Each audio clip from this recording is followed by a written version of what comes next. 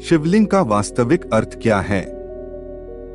शिवलिंग क्या प्रदर्शित करता है व किसका प्रतीक है? इन सभी तथ्यों को आज हम आपके समक्ष रखेंगे। लोगों ने जो वजोभ्रांति समाज में शिवलिंग के प्रति फैला रखी है, उसे दूर करना अति आवश्यक है। कुछ लोगों ने शिवलिंग का इतना गलत अर्थ बता रखा है कि हम उसकी व्याख्या करना भी पाप समझते हैं और महादेव का अपमान समझते हैं। इस प्रस्तुति द्वारा आप शिवलिंग का संपूर्ण अर्थ जानेंगे। कृपया वीडियो को शेयर करें ताकि लोगों के मन से यह भ्रांति दूर हो सके और चैनल को सब्सक्राइब अवश्य करें।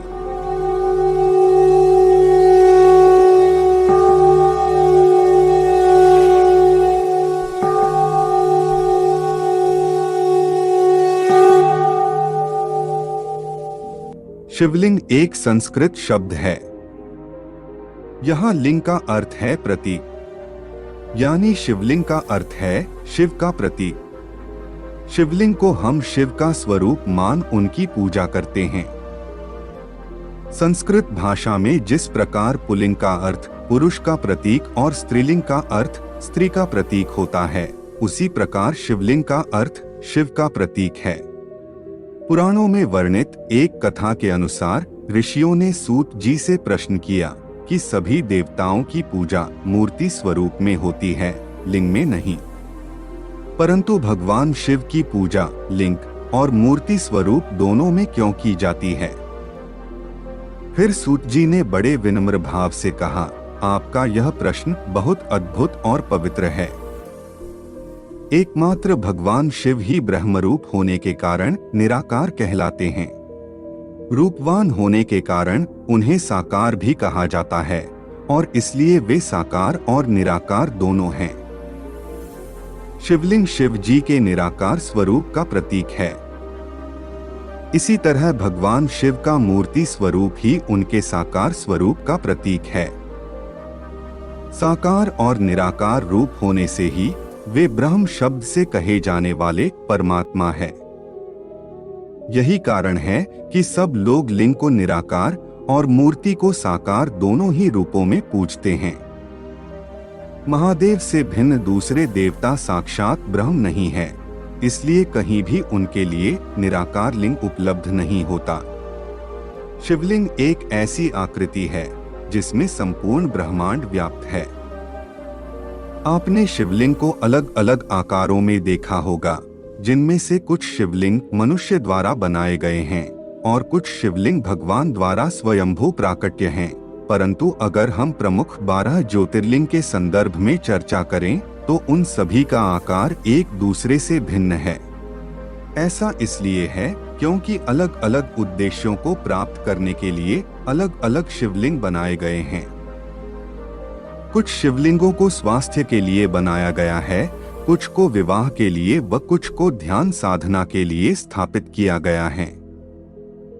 इन सभी निराकार रूपी भगवान शिव के प्रतीक इन लिंगों में एक समानता अवश्य है कि इनकी बनावट अंडे के आकार की है, जो वस्तुतः ब्रह्मांड की आकृति भी है। शिवलिंग स्त्री या पुरुष का प्रतीक न होकर संपूर्ण ब्रह्मांड के शून्य निराकार का प्रतीक है।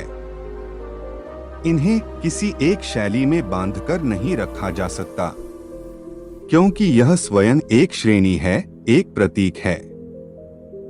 अगर आप वैज्ञानिकों द्वारा लिए गए अंतरिक्ष के चित्र को देखते हैं तो आप पाएंगे कि पुराणों के अनुसार संपूर्ण आकाश स्वयं एक लिंग है और शिवलिंग समस्त ब्रह्मांड की एक धुरी है। शिवलिंग अनंत है। शिवलिंग का ना तो आरंभ है और ना ही अंत। ब्रह्मांड में दो ही वस्तुएं हैं, ऊर्जा और पदार्थ। हमारा शरीर पदार्थ से निर्मित है और आत्मा ऊर्जा है। इसी प्रकार प्रकृति, पदार्थ और शिव भक्ति ऊर्जा का प्रतीक बनकर शिवलिंग कहलाता है। ब्रह्मांड की समस्त ऊर्जा शिवलिंग में समाहित है। वास्तव में शिवलिंग हमारे ब्रह्मांड की ही आकृति है।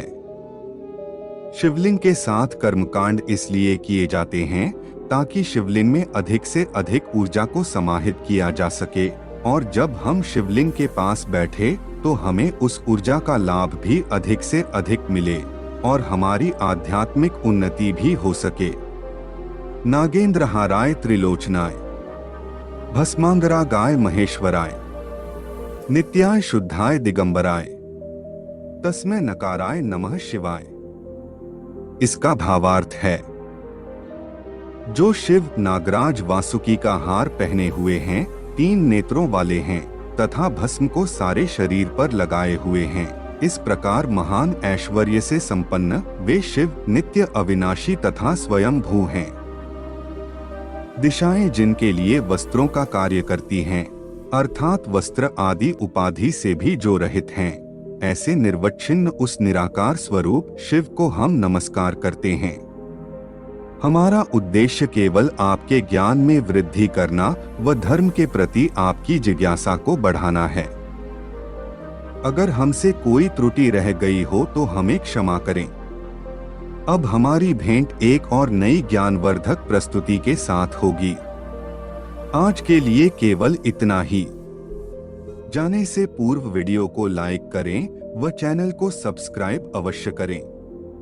तब तक के लिए जय जय श्री राम।